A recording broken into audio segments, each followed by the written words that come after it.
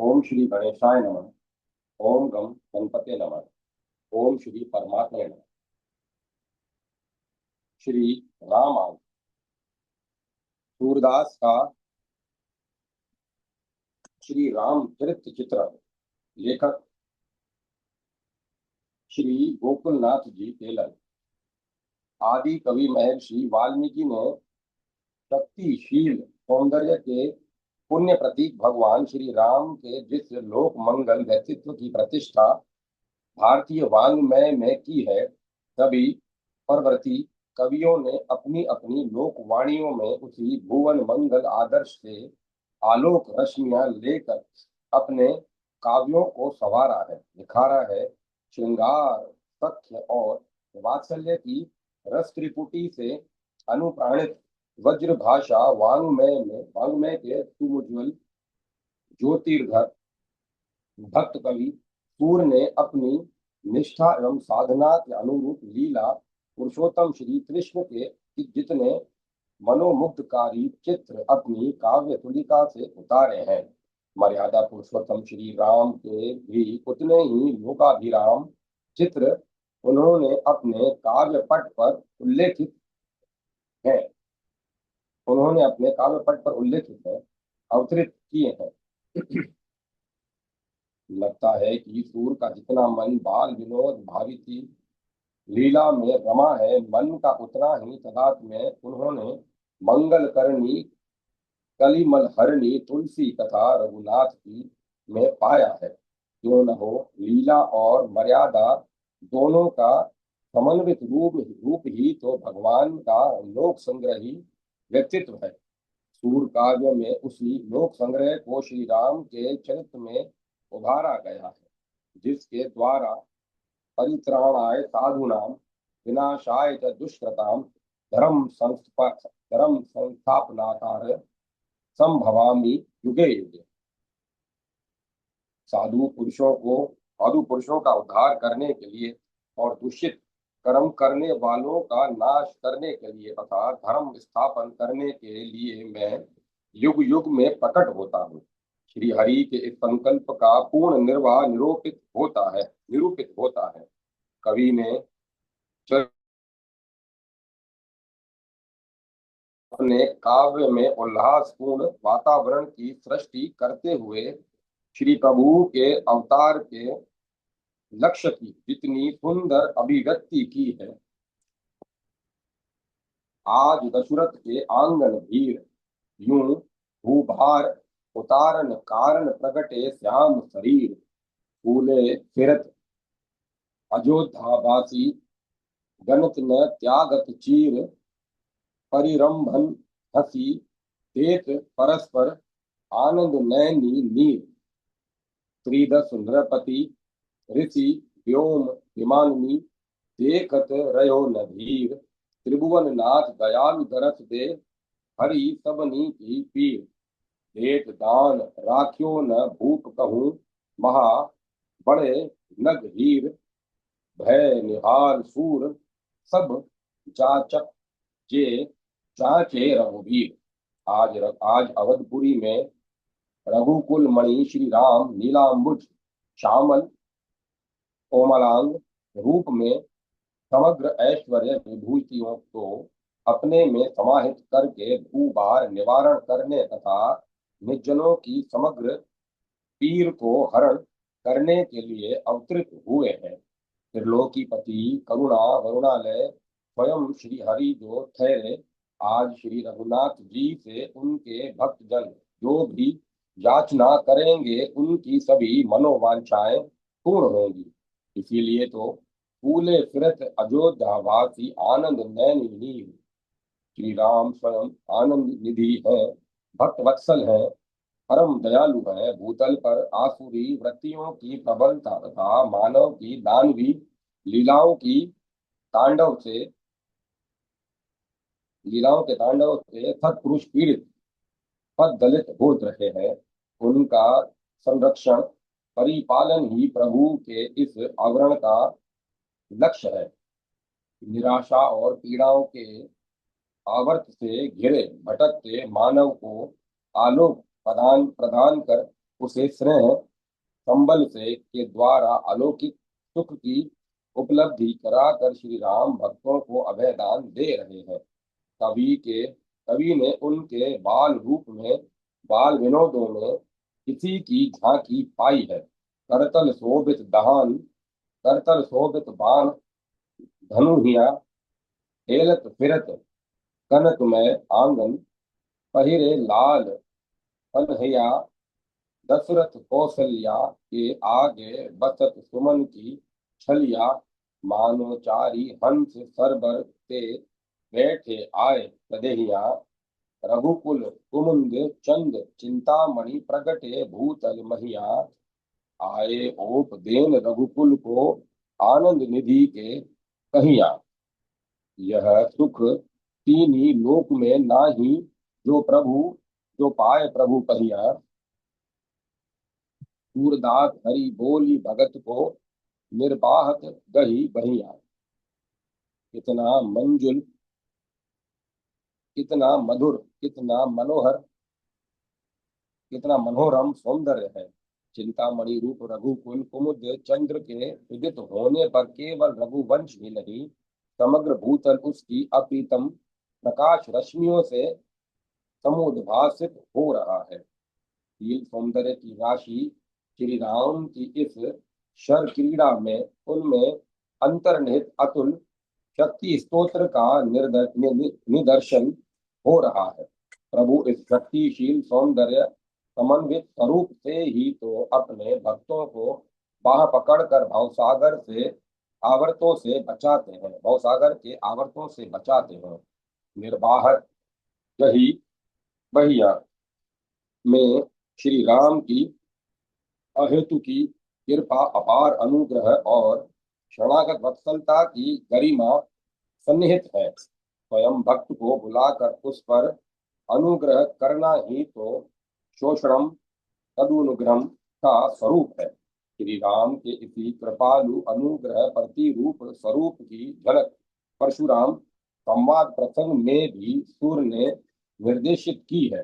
परशुराम ते ही अवसर आए, कठिन पिनाक कहूँ किन तोर्यो, क्रोधित वचन सुनाए, विप्र जानी रघुवीर धीर देव हाथ जोरी सिर नायो, बहुत जननी को हो तो पुरातन हाथ छुअत उठी आयो, तुम जो द्विज कुल पूज्य हमारे, हम तुम कौन नराई, क्रोधवंत कछु सुनयो नहीं, लियो सायक धनुष चढ़ाई, तबहु रघुपति कोप न कीनो, धनुष न बाण समरायो, सूरदास प्रभु रूप समुझी, बन परशुराम पग धरायो। एक और कठिन पिला की रुद्र रूप क्रोधवंत परशुराम, दूसरी ओर विनयशील संपुटित शांत सौम्य विग्रह धीर रघुवीर श्री राम। क्रोध पर शांत की विजय, उदंड को दंड पर विनय की विजय, सदा प्रसन्न धीर वीर श्री राम ने सहज रूप में विनोद वाणी के माधुर्य से ही एक अप्रत्याशित संघर्ष को टाल दिया। बहुत दिनी को हुता पुरातन हाथ छुअत उठी आए में कितना सरल मधुर व्यंग है। साथ ही श्री राम की अनंत दिव्य शक्ति का निदर्शन भी। फिर गुरुजनों के प्रति श्रद्धा आदर भाव की परम मर्यादा भी श्री राम के प्रस्तुत चरित्र में परिलक्षणीय है। तुम तो द्विज कुल पूज्य हमारे में यह स्पष्ट है। भगवान की ब्राह्मणता का भी यह उज्जवल उदाहरण है। प्रभु की अहिंसा, शांति एवं सत्यनिष्ठा के आगे परशुराम जी का कुलिस कठोर हृदय भी द्रवित हो गया। श्री राम की इस नर लीला में परशुराम जी ने भगवत्ता के दर्शन किए। कितना उदार महिमा गरिमा में व्यक्तित्व श्री राम का है। सूरदास ने श्री राम कथा के विविध प्रसंगों में प्रभु के हृदय की कोमलता के साथ साथ कठोर कर्म निष्ठा कर्तव्य भावना को बहुत ही मार्मिक रूप में अभिव्यक्ति दी है। वन गमन के समय श्री जानकी जी के प्रति किए गए स्नेह अनुरोध को देखिए। तुम जानकी जनकपुर जाहूं, कहाँ आनी हम संग धर्मियो, गहबर बन दुख सिंधु अथाहु। सजीव जनक राज भोजन सुख, कट तृण तलप विपिन फल खाऊ। ग्रीष्म कमल बदन तुम ही लेह, तजी सर निकट दूरी कित न्योहू। जनी कछु प्रिया सोच मन करियो, मात पिता परिजन सुख लाभु। तुम घर रहो सीख मेरी सुनी, नातुर बन बसी के अचिताहु। हो पुनि मान कर्म कृत रेखा, करयु तात बचन निर्बाहु।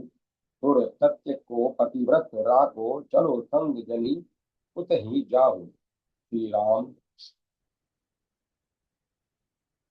कर्म कृत्य रेखाओं से बंधे हुए हैं, कर्तव्य बंधन से आबद्ध है। मात्र पितृ आज्ञा का पालन करने के लिए परम धर्म है, अपरिहार्य है। परम गति तारी नहीं तरे, इस ध्रुव सत्य को मानकर वे वन जाने को कृत संकल्प है। आखिर आतताई राक्षसी कृत्यों के कारण पृथ्वी पर बढ़ते हुए पाप के भार को भी उतारने के लिए उन्हें अदृष्ट का संकेत है। वही उनके अवतरण का प्रयोजन है। किंतु श्री राम नहीं चाहते कि उनके आत्मीय स्नेही जन, प्राण प्रिय भाई लक्ष्मण अथवा परम प्रियसी जनक नंदिनी सरीखे अति कोमल अति सुकुमार प्रियजन उनके कर्तव्य कर्म की कठोरता के कारण उत्पन्न संकट के भागीदार बने। वे जानकी जी के समक्ष वन की विभीषिका का चित्रण खींचते हैं। उनके कमल कोमल कांत कलेवर के कुम्भलाने की करुण कल्पना करते हैं और उन्हें मातु पिता परिजन सुख लाही के बीच घर रहने की सीख देते हैं। श्री राम को तो तात बचन निर्बाहु करना है, यही उनके लिए कर्मकृत रेखा है। जनकपुर के राज वैभव में पली जनक लली, उनके कारण वन वन क्यों भटके। सुख दुख की चिरसंगनी नारी, पति की सदा सर्वदा अनुचरी सहचरी बनकर रहे, यही सदाचार है। आर्य धर्म है, शास्त्रीय मर्यादा है। पतिव्रत है, किंतु श्री राम इसके विपरीत जानकी जी से जनकपुर रहने का आग्रह करते हैं और इसी में उनके पातिव्रत्य का निर्वाह मानते हैं, क्योंकि इसी में उनका सुख है। पति का सुख है, इसी से अपने कर्तव्य निर्वाह के लिए निर्बाध प्रशस्त मार्ग की सिद्धि है। कर्तव्य कर्म के प्रति कितनी सुदृढ़ निष्ठा, हृदय की कितनी कोमलता। यह तो हुआ अपने प्रियजन परिजनों के प्रति स्नेह वात्सल्य। अब भक्तों के प्रति आपके सहज स्नेह अनुग्रह का एक चित्र देखिए। आपके भगवत रूप आपके भगवत रूप चरण रेणु का प्रताप और उसकी भक्तों के लिए गरिमा। ले भैया केवट उतराई, रघु महाराज रघुपति इत ठाठे, ते कत नाव दुराई।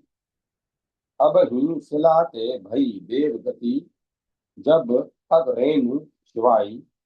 हो कुटुंब पाहो प्रतिपारो, वैसी मति है जाई। जानी चरण रेणु की महिमा में, सुनियत अधिक बढ़ाई। सूरदास प्रभु अगणित महिमा, वेद पुराणनी गाही। आज भक्त केवट का हट है प्रभु के पद प्रक्षालन के लिए। पुण्य पद रज प्राप्ति से अपने जीवन को धन्य सार्थक करने के लिए उसे किसी भी प्रकार की भौतिक लिप्सा नहीं है। वह प्रभु के दिव्य अनुग्रह का आकांक्षी है। शिला रूप ऋषि पत्नी को देव गति देने वाली भगवत चरण रेणु के महात्म्य का निर्वचन तो उसके पद प्रक्षालन की महती कामना की पूर्ति के लक्ष्य की सिद्धि के लिए है। अपनी साधनहीनता, अकिंचिंता बताते हुए केवट प्रभु को विवश कर रहा है। पद पखारने की अनुमति प्राप्त करने के लिए उधर प्रभु भी केवट के निश्चल सरल स्नेह, सेवा, समर्पण के भाव से अभिभूत होकर उस पर अहेतु की कृपा करने के लिए तत्पर है। ले भैया केवट उतराई शब्दों में श्री राम के अयाचित अनुग्रह की ध्वनि है। प्रभु भक्त का स्वयं प्रभु भक्त को स्वयं शरण में ले रहे हैं। यही तो प्रभु का महदुनुग्रह महदुनुग्रह है। पुष्टि भक्ति का सिद्धांत है। श्री राम के हृदय की यह प्रार्थता भक्तों स्नेहियों तक ही सीमित नहीं, वह तो समस्त परिजन, पुरजन, कुटुंबिक, आत्मीय जन एवं प्रजाजन के प्रति उनके चरित्र में व्यापक रूप से परिलक्षित होती है। दंडक वन गमन के पूर्व बंधु चरण को चरण पादुका बंधु भरत को चरण पादुका समर्पित करते हुए प्रभु इन शब्दों में नह नीति, प्रीति रीति, राजनीति का निर्देशन करते हैं।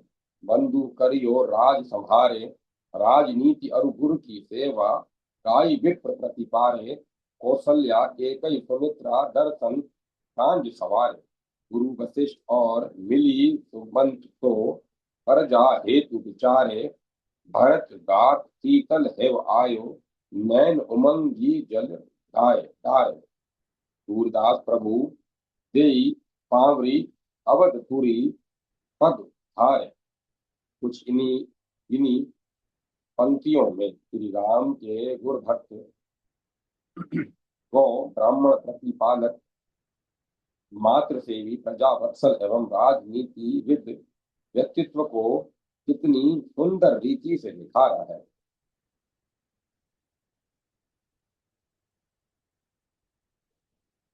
कितनी सुंदर रीति से निखारा गया है। भारतीय राजनीति के उज्जवल पक्ष को निरूपित किया है। ऐसे नीति विशारद श्री राम के स्नेहपूर्ण निर्देश को पाकर क्यों न भरत करुणा विगलित हृदय से गदगद होकर प्रेम आश्रुओं में अवगाहन करे। भगवान श्री राम के मानव प्रेम का यह विलक्षण आदर्श आज भी भारतीय जनजीवन को एक सुंदर प्रेरणा दे रहा है।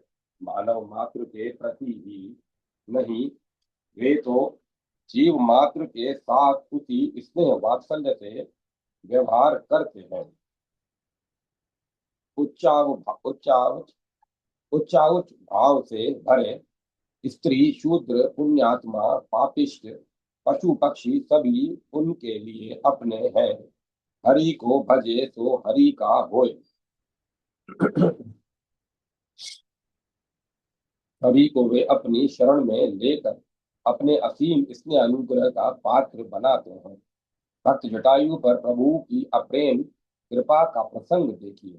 रघुपति निरख गिद्ध सिर नायो, कहीं के बात सकल सीता की, तन तजी चरण कमल चित लायो। श्री रघुनाथ जानी जन अपनो, अपने कर करी ताहि जराय। सूरदास प्रभु दर्शन परस करी, तत्क्षण हरि के लोक सिधाय। ग्रज सरी की पतित जीव जाति, अमंगल पक्षी की हरि प्राप्ति कितना सौभाग्य का विषय है।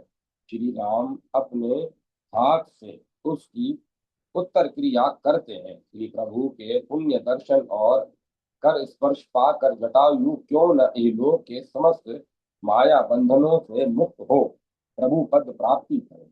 जन्म जन्म के पुण्यों से जो फल प्राप्त नहीं हो सकता, वह आज जटायु को समुपलब्ध हुआ है। एक और उनका चरण कमल चित लायो की एक निष्ठ तन्मयता है, वहीं दूसरी ओर श्री रघुनाथ जानी जन अपनों के रूप में प्रभु की शरणागत वत्सलता की अभिव्यक्ति है। श्री राम की यही भक्त वत्सलता पति उद्धार पति पतितोद्धारता शबरी के प्रसंग में सूरदास द्वारा निर्दिष्ट की गई है। सबरी आश्रम रघुबर आए, अर्धा तन दे प्रभु बैठाए, खाटे फल तजी मीठे ल्याई, जूठे भय सो सहज सुहाई, अंतर्जामी अति हित मानी, भोजन कीने स्वाद बखानी, जातिन न काहू की प्रभु जानत, भक्ति भाव हरि जुग जुग मानत, करी दंडवत भई बलिहारी, पुनि तन तजी हरि लोक सिधारी, सूरज प्रभु अति करुणा भई, निज कर करी दिल अंजलि भई। यह है श्री राम का स्त्री शूद्र क्षम स्वरूप। शबरी शरीर की पतित भीलनी वन्य जाति आज वह कितनी भाग्यशालिनी है कि प्रभु उसके आश्रम में उससे अर्घ्य आसन प्राप्त कर विराजे हुए हैं। वह इतनी भोली सरल निष्पाप प्रकृति की, जिसे यह भी ज्ञान नहीं कि प्रभु का भोग्य क्या है, झूठा क्या है, फलों को पहले स्वयं चख कर प्रभु को मीठे मीठे अरोगा रही है। इतनी किंतु श्री राम की अंतर्यामिता भी दर्शनीय है कि वे उसके हित को जानकर बड़े स्वाद से भोजनरत है। जाति न काहू की प्रभु जानत, भक्ति भाव हरि जुग जुग मानत। यही तो आपकी भक्ति वश्यता है। ऐसे भक्त को आप तत्काल अपने पद की प्राप्ति कराकर उसका समुद्धार करें, इसमें आश्चर्य ही क्या। करुणा में प्रभु उसे तिलांजलि देकर उसके प्रति अपना स्नेह वात्सल्य प्रकट करते हैं। जाति पाति पूछे नहीं कोई का पूर्ण परिपालन है। श्री राम की करुणा में भक्त वत्सलता का दूसरा आदर्श निरूपण विभीषण की शरणागति के प्रसंग में देखिए।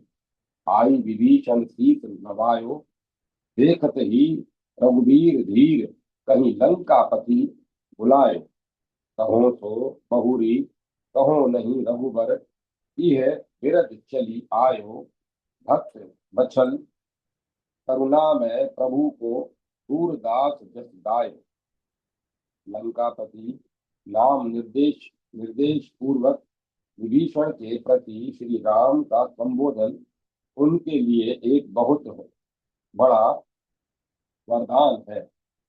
मानो प्रभु लंकेश रावण की पराजय और लंका विजय का संकेत कर अपने भक्त विभीषण को अमोघ आशीर्वचन देकर अनुग्रहित कर रहे हैं।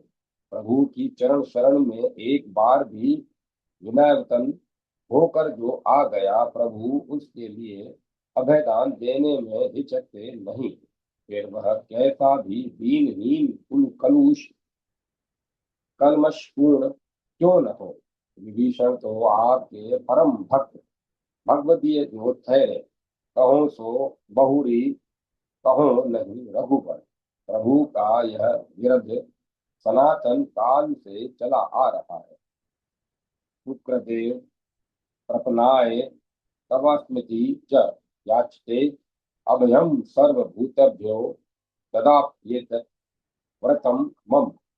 यही तो शरणागति का सिद्धांत है। शरण मार्ग है, अनुग्रह मार्ग है, पुष्टि मार्ग की पुष्टि भक्ति है। इसी प्रसंग में भक्त को अभयदान देकर पूर्ण रूप से अपनाने के अपने अटल संकल्प को प्रभु इन पंक्तियों में उद्घोषित करते हैं।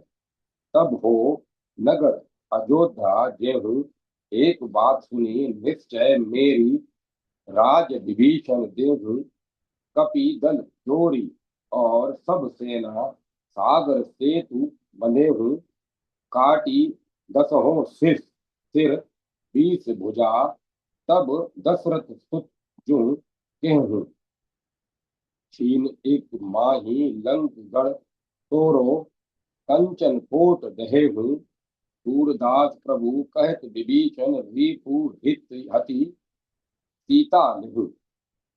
भक्त की पीर को प्रभु सहन नहीं कर सकते।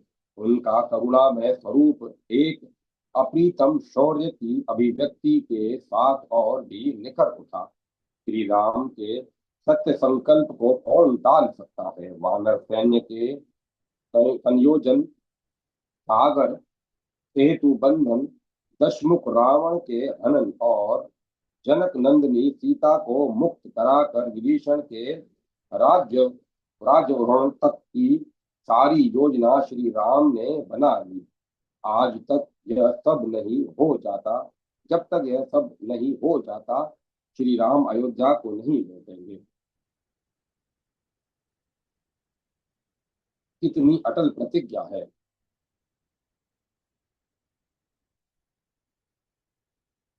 लंका का लोह दुर्ग, उसका अभेद कंचन कोट उनके लिए बाधक नहीं है। सीता का प्रबल प्रेम उनमें एक असीम स्फूर्ति, अजय शक्ति का संचार कर रहा है। लगता है कि शक्तिशील सौंदर्य के समन्वित अधिष्ठान श्री राम एकमात्र शक्ति के प्रतिष्ठान बन गए हैं। श्री राम का यही शक्ति स्वरूप रौद्र रूप सुहृदय सुग्रीव के समक्ष भी प्रदर्शित हुआ है। सूरदास के शब्दों में करुणा में प्रभु का यह उग्र स्वरूप भी देखिए। दूसरे कर बाण न ले हो, सुनी सुग्रीव प्रतिज्ञा मेरी, एक ही बाण असुर सब है हूँ। शिव शिव पूजा जी ही भांति करी है, सोई पद्धति पर तछ देखूं। जैसे प्रहारी पाप फल प्रेरित, सिर माला शिव शीस चढ़े हुए। मनो तुल घन परत अग्नि मुख जारी, जड़नी जम पंत पठे हूँ। करिहो नाही विलंब कछु, अब उठी रावण सम्मुख है हूँ। इमी दमी दुष्ट देव दिविज मोचन, लंक विभीषण तुमको देहु। लक्ष्मण सिया समेत सुर कपि, सब सुख सहित अयोध्या जेहु। इस संदर्भ में विभीषण प्रतिज्ञा का प्रसंग स्मरण हो आता है। महाभारत में श्री कृष्ण ने भी एक ऐसी ही अटल प्रतिज्ञा की थी, शस्त्र ग्रहण न करने की, और वह भी राजनीति के संपुट में। वहां भक्त राज विभीषण ने प्रभु को विवश किया था शस्त्र ग्रहण कराने के लिए। आज हूँ जो हर ही न शस्त्र कहाऊं। और यहाँ भी भक्तों की पीर के निवारण के लिए ही श्री राम शस्त्र ग्रहण कर रहे हैं। भीषण संघर्ष के लिए सन्नद्ध है। मित्र सुग्रीव, भक्त विभीषण, आत्मीय लक्ष्मण, प्रिया जनक जा और समग्र देव द्विज के रक्षण के लिए प्रभु का यह पराक्रमपूर्ण प्रण है। श्री राम के अवतार का प्रयोजन ही देवी सृष्टि को अभय दान और दानवी सृष्टि का दमन है। श्री राम स्वयं शिव पूजक है। शिव कल्याण की साधना, जन कल्याण की भावना आपके चरित्र में सन्निहित है। इसीलिए तो शिव पूजा जिनी भांति करी है, सोई पद्धति परथच देख लो। शब्दों में श्री राम का रुद्र रूप झलक श्री राम का रुद्र रूप झलक रहा है। पालन पोषण संहार समन्वित साधना श्री राम का आदर्श है भक्तों की रक्षा के लिए। इस प्रकार सूरदास ने श्री राम के चरित्र को विविध रूपों में उभारा है। श्री राम के एक एक चरित्र के एक एक पार्श्व में, एक एक अंग में एक महान आदर्श जीवन के लिए एक महती प्रेरणा है।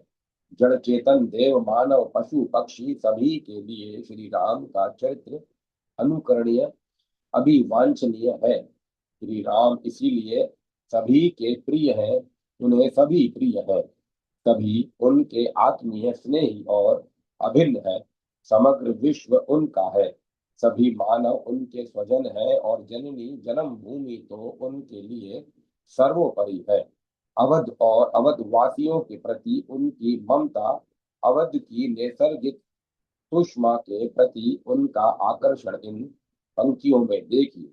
हमारी जन्मभूमि यह गाँव, सनेहु सरखा, सनेहु सखा सुग्रीव विभीषण, अवनी अयोध्या नाऊ, देखत वन उपवन सरिता सर, परम मनोहर ठाव। अपनी प्रकृति लिए बोलत हो, सुरपुर में न रहाऊं। हाँ के बाती अवलोकत हो, आनंद और न समाऊं। सूरदास जो विधि न संकोचे, ते बैकुंठ न जाऊं। जननी जन्म भूमिश्च सर्वाधिक करियसी की कितनी विशद व्याख्या, मार्मिक विशेष विश्लेषण है। श्री राम विधि विधान से बंधे हैं, विधि की मर्यादाओं से संकुचित है, अन्यथा वे तो वैकुंठ स्वधाम साकेत जाने के लिए भी तैयार नहीं है। उन्होंने अयोध्या में ही समस्त स्वर्गीय सुखों की समुपलब्धि है। उन्हें अयोध्या में ही समस्त स्वर्गीय सुखों की समुपलब्धि है। वे चिर परिचित पूर्ववासी, जिनसे उन्हें प्यार और दुलार मिला है, ये सर सरिता वन उपवन जहाँ उन्होंने अपनी बाल क्रीड़ा की है, कि ये परम मंजुल मनोहर मनोहर अवध के स्थल, जिनके कण कण में उनका चित्त रमा हुआ है, वे कैसे भूल सकते हैं। हमारी जन्मभूमि इस पद में हृदय का कितना उल्लास, आत्मीय भाव और तादात्म्य अधिष्ठित है। फिर क्यों न श्री राम के समुज्वल चरित्र, उदारशील सौंदर्य और रूप माधुरी पर पूर्ववासी मोहित होकर उनकी गुणगण गरिमा का निर्वधि गान करें। श्री राम के भीतर बाहर सब कुछ सौंदर्य में है, मधुर और मनोहर है। अतः सौंदर्य से ही उनका रहा सौंदर्य अभिभूत अनुस्यूत है। श्री राम के सौंदर्य दर्शन की एक झांकी कवि की वाणी में देखिए। देखन को मंदिर आनी चढ़ी, रघुपति पूरनचंद विलोकत, मनुपुर जलधि तरंग बड़ी, प्रिय दर्शन प्यासी अति आतुर, निसी बासर अनुग्राम रड़ी, रही न लोक लाज मुख निरखत, शीस नाई आशीष पड़ी। भई दे बड़ी भई दे जो खेह करम बस, जनु तट गंगा अनल दड़ी, सूरदास प्रभु दृष्टि सुधा निधि, मानो फेरी बनाई गढ़ी। अब 14 वर्ष के वनवास के अनंतर श्री राम अयोध्या में प्रवेश कर रहे हैं। मानो अवधपुरी के पूर्व क्षितिज पर समुज्वल पूर्णेंदु का उदय हो रहा हो। पूर्ववासियों के सरस हृदय जलधि तरल तरंगोल्लासित, पूर्ववासी के सरस हृदय जलधि तरल तरंगोल्लसित होकर श्री राम के सदा स्निग्ध मुख माधुर्य का स्पर्श करने को व्याकुल है। प्रिय दर्शन की प्यासी आंखें और आज के साधु सिद्ध दृष्टि निष्पेक्ष से परितृप्त होती है। श्री राम के चीर वियोग की तपन से विदग्ध पूर्ववासी श्री राम की अमीय दृष्टि पाकर पुरजीवन प्राप्त कर रहे हैं। पूर्ववासियों के हृदय की आतुरता के व्याध से समग्र रूप में अयोध्या वासियों के सौंदर्य सत्य हृदय का ही चित्र कवि ने अंकित किया है।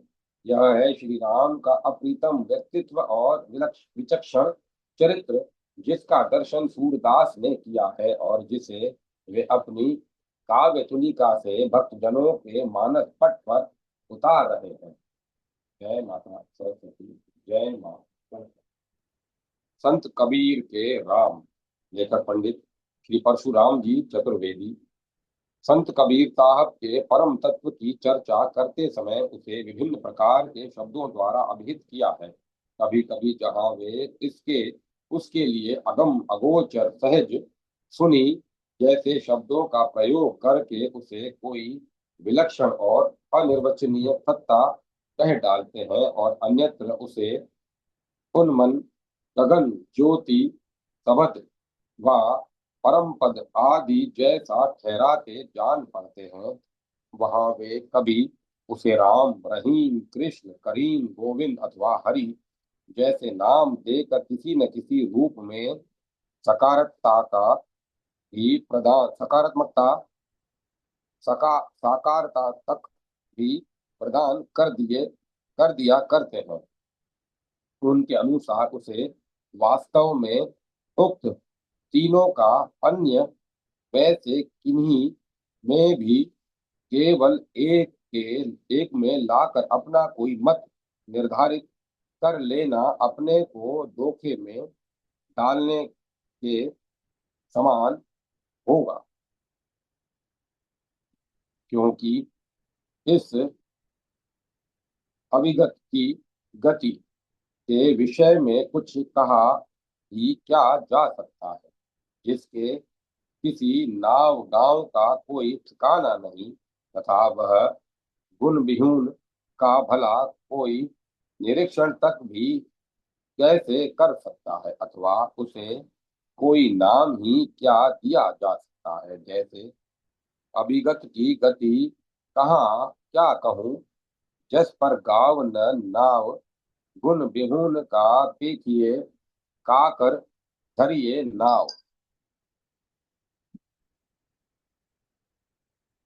उनका इस संबंध में अपने लिए भी केवल इतना कहना है कि सतगुरु ने मुझसे इसका और केवल विचार पूर्वक संकेत मात्र कर दिया, और मैंने उसको तदनुसार उसके अपने मूल रूप में अपनी निजी अनुभूति के बल पर ही ग्रहण कर लिया। जैसे सतगुर तत्व कहो विचार, मूल गहो अनभे विस्तार। इसी प्रकार मैं अपने उस राम को किसी हद तक केवल अपने अनुमान के अनुसार उसका कुछ स्मरण करते करते ही जान पाया।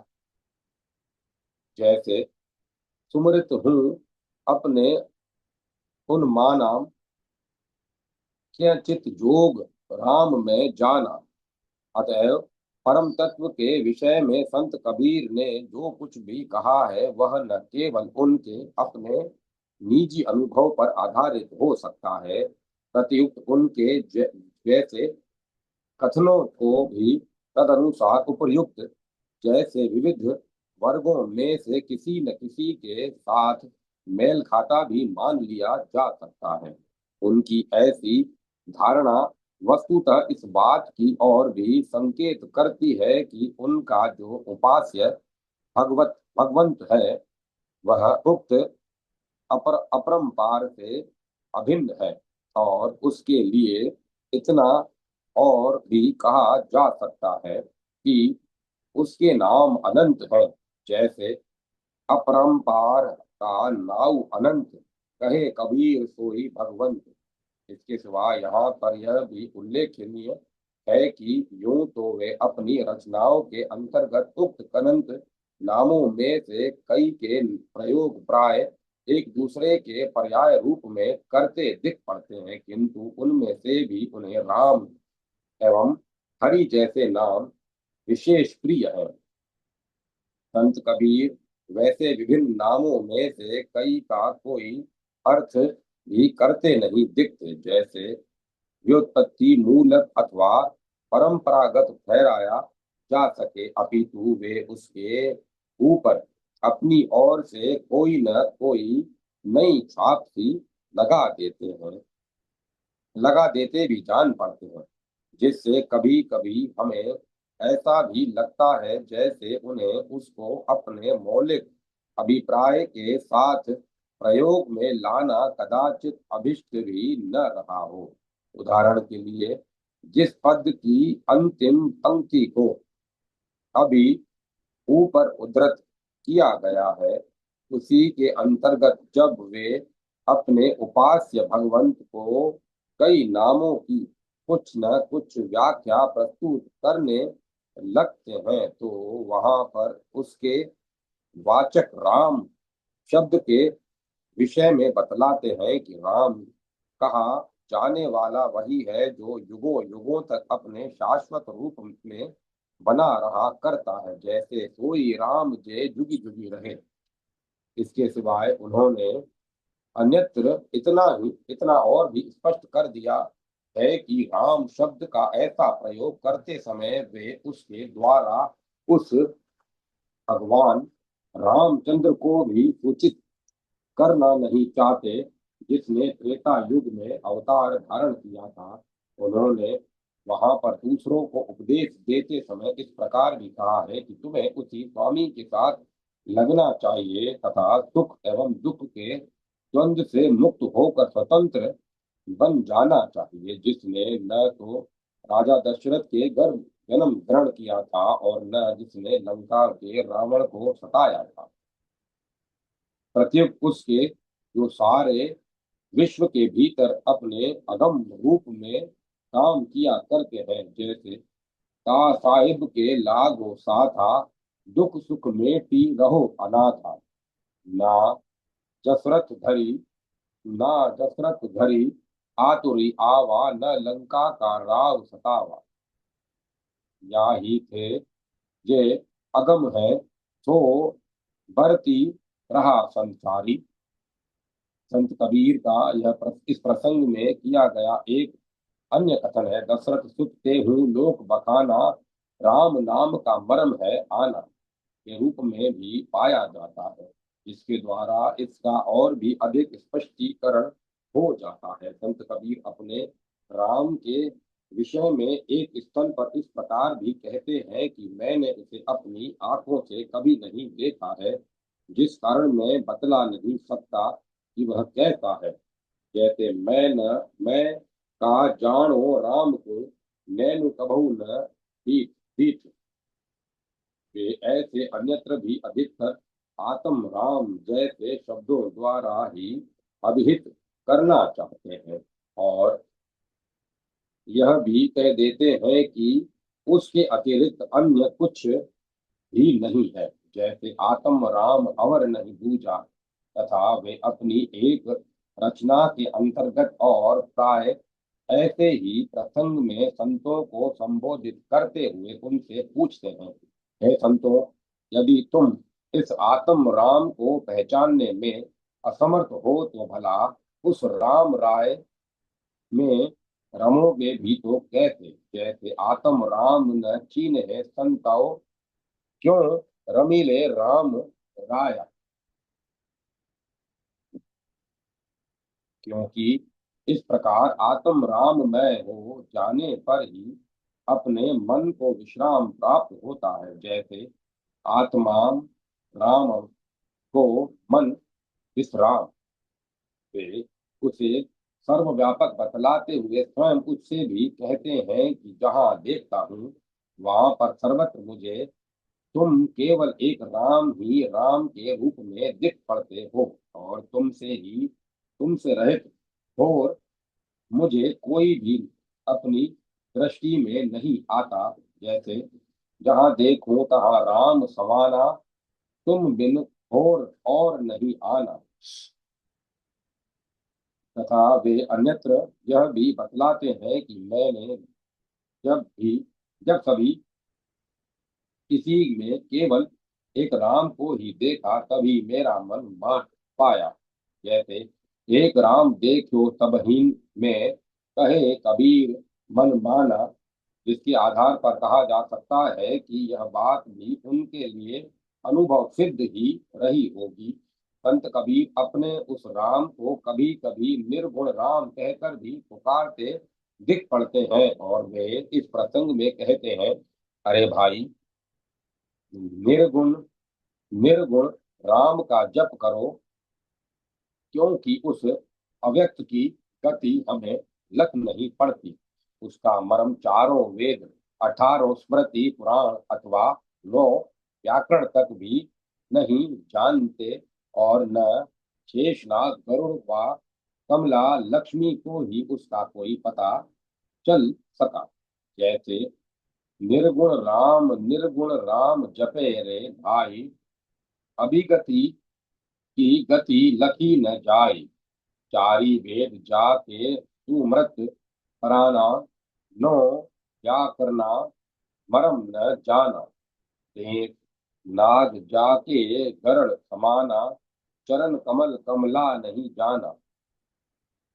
इसी प्रकार वे अन्यत्र उसे कोई विलक्षण सा निरंजन भी कह डालते हैं और कहते हैं कि वही एकमात्र निरंजन ही सर्वत्र विद्यमान है, तथा जो कुछ हमारे सामने फैला हुआ दिख पड़ता है वह केवल अंजन मात्र ही समझा जा सकता है। जैसे सृष्टि का उद्भव ओमकार, उसके आधार पर विस्तृत सारा प्रपंच आदि, ये सभी अंजन माया के अतिरिक्त और कुछ भी नहीं है। जैसे राम निरंजन न्यारा रे, अंजन सकल पसारा रे। अंजन उत्पत्ति वो ओमकार, अंजन मांड्या सब विस्तार। वास्तव में उनका राम अपने ढंग का अकेला है, और इसी कारण वह निराला भी है। क्योंकि उनका कहना है कि कितने ही शिव शंकर उठ गए अर्थात लीन हो गए, किंतु राम की समाधि अभी तक भी छूट नहीं सकी है। प्रलय काल में अगणित इंद्र चले गए, और ब्रह्मा उसकी नाल पकड़कर उसकी खोज करते हैं कि रह गए, किंतु उसे कोई न पा सका। जैसे कितेक शिवंकर जय उठी, राम समाधि अजहु नहीं छूटी। प्रलय काल कहूँ कितेक भाष, गए इंद्र से अगणित नाश। ब्रह्मा खोजी प्रयोग ही नाल, कहे कबीर वे राम निराल। तथा यदि स्वयं कबीर भी उसका भजन कर पाता है तो वह केवल इसीलिए कि संतों की संगति के सहारे उन उसके मन में यह बात जम गई है, और उसकी गति में धैर्य हो आता है, जिससे वह राम को सहज और सहज सिद्ध मानकर भजने लग गया है। जैसे सत्संगति मति मन करी धीरा, सहज जानी राम ही भजे कबीरा। इस प्रकार यदि हम केवल उपर्युक्त बातों के ही आधार पर विचार करने लगे तो हमें ऐसा भी लग सकता है कि संत कबीर के राम का स्वरूप उनकी अपनी कौरी भावनाओं के ही अनुसार निर्मित विभाग रहा होगा, तथा यह भी कि उसके ऐसे निर्माण में जितना भाग उसकी बुद्धि एवं तर्क पद्धति ने लिया होगा, उतना कदाचित उसमें उनके हृदय का भी हाथ नहीं रहा होगा। परंतु यदि हम उसके साथ उनके द्वारा बतलाए गए उनके विभिन्न संबंधों की ओर भी ध्यान देते हैं तो हमें ऐसा भी जान पड़ता है कि यह बात केवल आंशिक रूप में ही सत्य सिद्ध की जा सकेगी। वैसी दशा में उनके राम हमारे सामने किसी ऐसे अनुपम व्यक्ति के रूप में भी आ जाते दिख पड़ते हैं, जिनके साथ अनेक प्रकार के नारे तक भी जोड़े जा सकते हैं। उदाहरण के लिए संत कबीर अपने एक पद के आरंभ में ही बतला देते हैं कि मुझे अपने राम के चरण अपने लिए सुप्रद अथवा कल्याण कर जान पड़ने लग गए हैं। जैसे राम चरण मणि भाई रे आदि पद, तथा वहीं पर उस अपने उपास्य देव का पता निर्दिष्ट करते हुए भी वे कहते हैं कि जहाँ पर आस पास में तुलसी के घने पौधे लगे हुए हैं और मध्य में द्वारिका गांव स्थित है, वहीं पर मेरा वह ठाकुर स्वामी राम राय निवास करता है, जिसके भक्त का नाम कबीर है। जैसे आसी पासी तुलसी को बिरवा, माही द्वारिका गाँव रे, जहाँ मेरो ठाकुर राम राय है, भगत कबीर कबीरा नाऊ रे। उसके सिवाय वे उस अपने राम को एक ऐसे स्वामी के भी रूप में देखते समझ पड़ते हैं, जिसके वे स्वयं कोई एक कृतदास मात्र हैं, तथा वे इस प्रसंग में कहते हैं, हे गुसाई मालिक, मैं तेरा एक गुलाम मात्र हूँ, क्योंकि मेरा जो कुछ भी तन मन अथवा धन के रूप में है, वह सभी मेरे अपने राम जी के ही लिए है। उसी ने मुझ कबीर को हाट में लाकर उतार दिया है।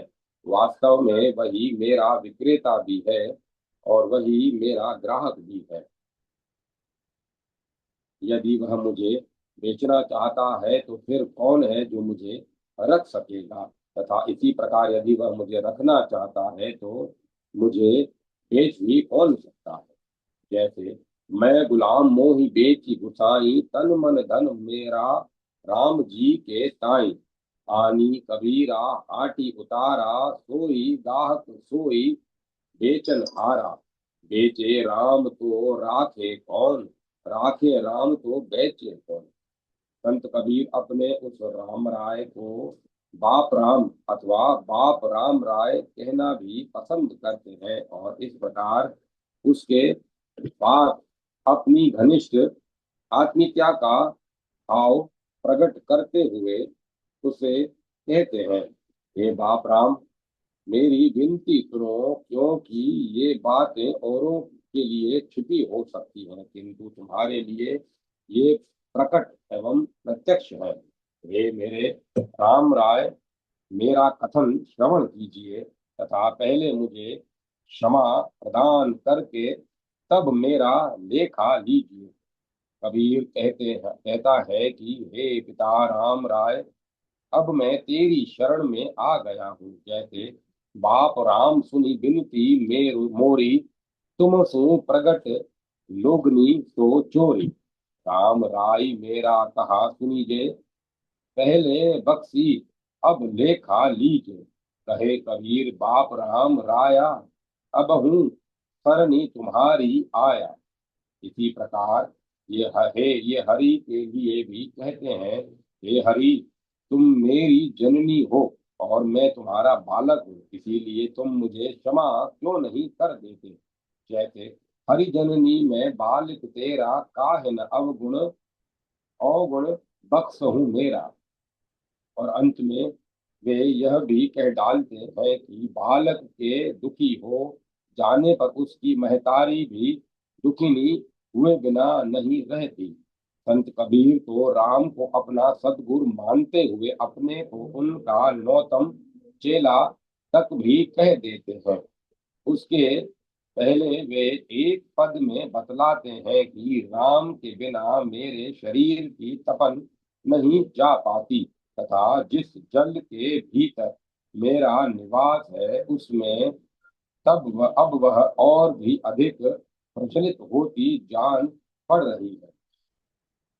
हे राम, तुम ही वह जल निधि हो जिसमें मैं मछली के रूप में वर्तमान हूँ, किंतु आश्चर्य तो यह है कि उसमें रहती हुई भी मैं उसके बिना तड़प रही हूँ। तुम पिंजरा हो जिसमें मैं एक तुम्हारा सुग्गा सा हूँ, और इसी प्रकार तुम सदगुरु हो जिसका मैं एक नया नया चेला जैसा हूँ, तथा इसी रूप में मैं तुम्हारे भीतर अकेले ही रमण कर रहा हूँ। जैसे राम बिन तन की ताप न जाई, जल में अग्नि उठी अधिकारी। तुम जल निधि में जल कर मीना, जल में रहो जल ही बिन छीना। तुम प्याजरा मैं सुबना तोरा, दर्शन देहूं भाग बड़ मोरा। तुम सतगुरु में नौतम चेला, कहे कबीर राम रमू अकेला। परंतु इन सब से अधिक रोचक और आत्मीयता का सूचक संबंध हमें वह समझ पड़ता है, जिसे संत कबीर ने अपने राम व हरि के साथ किसी अपूर्व दाम्पत्य परक भाव के रूप में जोड़ा है, और जिसका परिचय देते समय वे कहते हैं, हरि मेरा पीव माई, हरि मेरा पीव, हरि बिन रही न सके मेरा जीव। हरि मेरा पीव में हरि की बहुरिया, राम बड़े मैं छुटक लहुरिया। किया स्वयंगार मिलन के ताई, काहे न मिलो राजा राम गुसाई। अब की बेर मिलन जो पाई, अब की बेर मिलन जो पाऊं, कहे कबीर जो भली जली आऊं। अर्थात हरि माई, हरि मेरा प्रियतम है और हरि के बिना मैं जी नहीं सकती। हरि मेरा प्रियतम है और मैं उसकी बहुरिया हूँ। वे राम बड़े हैं और मैं उसकी उनकी लहुरिया अर्थात वधूटी मात्र हूँ। हे राम, तुमसे मिलने के लिए मैंने श्रृंगार किया है, किंतु क्या बात है कि मेरे राजा एवं स्वामी राम, तुम मुझसे मिल नहीं रहे हो। कबीर कहता है कि अब की बार यदि मेरी भेंट तुमसे हो गई और मैं तुमसे मिल सकी, तो मैं फिर कभी भवसागर में पड़ने का नाम नहीं लूंगी। इतना ही नहीं, संत कबीर उस अपने राम के साथ विधि पूर्वक विवाहित होने तक की बातें करते हैं, और वे कहते हैं कि हे सुहागिन सखियों, तुम सभी मंगल के गीत गाओ, क्योंकि आज मेरे घर स्वयं राजा राम ही धारतार व पति के रूप में पधार रहे हैं। और फिर उसके अनंतर वे यह भी कह देते हैं कि मुझे एकमात्र एवं अविश्वर पुरुष ने ब्याह लिया है। अविनश्वर पुरुष ने ब्याह लिया है। जैसे दुल्हनी गवाहू मंगल चार, हम धरी आए हो राम भरतार। कहे कबीर हम ब्याही चले हैं, पुरुषी एक अभिलाषी। तथा वे अन्यत्र इस प्रकार का भी कथन करते हैं कि भले ही मेरी निंदा करो, भले ही मेरी निंदा करो, तुम लोग मेरी निंदा करते रहो, मेरा तो तन एवं मन सब कुछ उस राम प्यारे में के ही साथ जुड़ा हुआ है। मैं बावली हूँ और वे राम ही मेरे पति हैं, तथा उन्हीं के निमित्त मैंने अपना सारा श्रृंगार किया है, इत्यादि। जैसे भले निंदो भले निंदो भले निंदो लोग, तन मन राम प्यारे जोग। मैं बोरी मेरे राम भरतार, ता करनी रची करो स्वयं गार। इस प्रकार संत कबीर द्वारा किए गए विभिन्न कथनों के अनुसार यह स्पष्ट हो जाता है कि उनके राम कोई व्यक्ति विशेष नहीं हो सकते, और न वास्तव में हम उन्हें किसी अवतार के रूप में भी मान सकते हैं। उनके अनुग्रह उनके नाम को हम कैसी देव विशेष की भी कोटि में नहीं रख सकते, किसी देव विशेष की कोटि में भी नहीं रख सकते, क्योंकि उनकी सहायता के बल पर भी उनका अपना काम चलने वाला नहीं। उनका कहना है कि यदि मैं कोई याचना करता हूँ, तो यह भी केवल राम से ही, अन्य देवताओं के साथ मेरा कोई सरोकार नहीं है। तथा उस अपने राम का कुछ परिचय देते हुए वे यह भी हमें बतला देते हैं कि उसके यहाँ करोड़ों सूर्य देव प्रकाश करते हैं, करोड़ों महादेव भी और उनके कैलाश पर्वत विद्यमान है, करोड़ों ब्रह्मा उसके यहाँ वेदोच्चार किया करते हैं। यद्यपि जैसे जो जांचो तो केवल राम, आन देव सु नाही काम।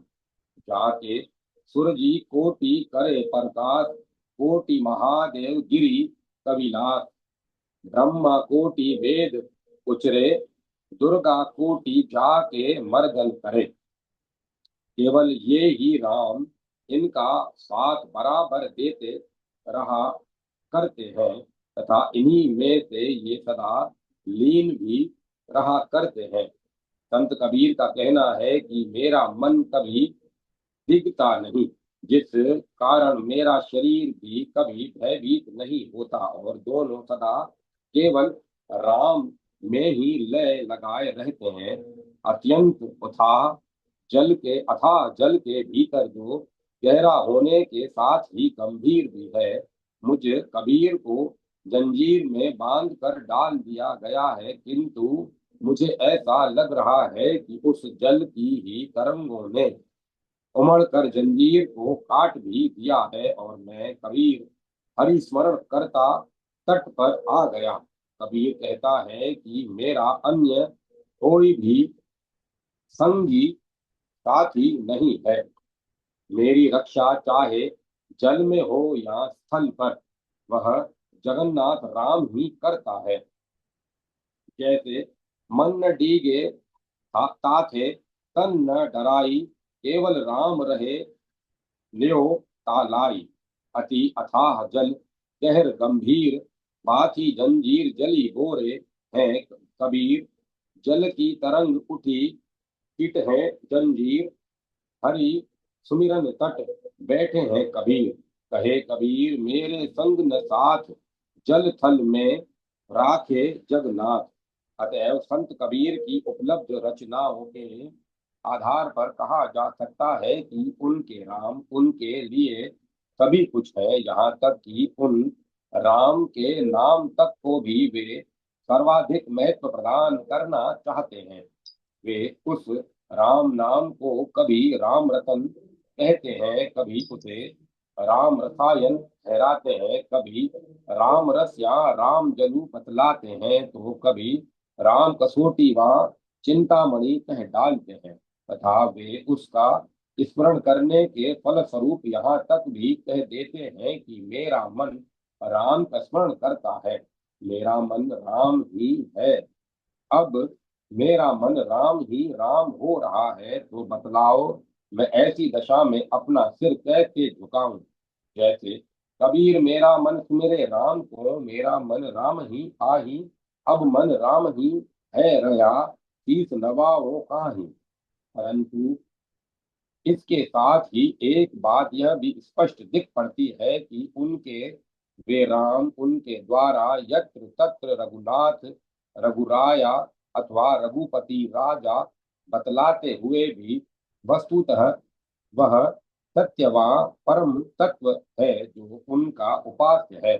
उनका कहना भी है कि हमारे लिए राम रहीम करीम केशव अथवा वो अल्लाह सभी उस सत्य रूपी राम से अभिन्न है, तथा बिस्मिल को मिटाकर विश्वम्भर कह देना भी एक ही बात है। मेरे लिए दूसरा कोई नहीं है। जैसे हमारे राम रहीम करीमा कै तो अहल राम सती सोई, बिस्मिल मेटी बिसंबर एके, और न दूजा कोई। जय माता सरस्वती। जय माता सरस्वती। ओम नमः शिवाय। ओम नमो नारायण। ओम एक ह्रीं क्लीं चामुंडाय विद्महे, राम लक्ष्मण जानकी जय बोलो हनुमान की। अब कथा को विराम दिया जाता है। ओम तत्सत। ओम तत्सत। ओम